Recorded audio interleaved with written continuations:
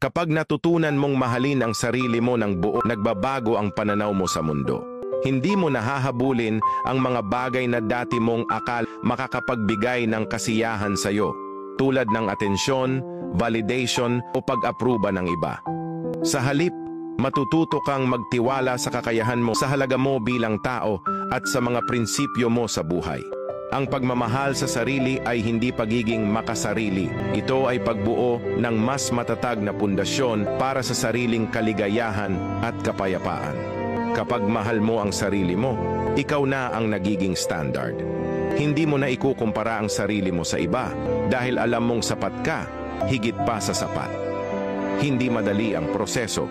Darating ang mga araw na kukwestiyonin mo pa rin ang sarili mo. Pero sa bawat hakbang patungo sa sariling pagmamahal, unti-unting mawawala ang pangangailangan mo ng kumpirmasyon mula sa ibang tao.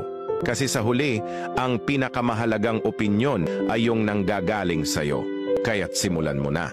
Maging ang sarili mong standard. Mahalin mo ang sarili mo ng totoo, ng walang kondisyon at ng may buong tapang. Dahil sa sandaling gawin mo ito, makikita mo ang halaga mo, hindi sa mata ng iba, kundi sa mismong salamin ng buhay mo.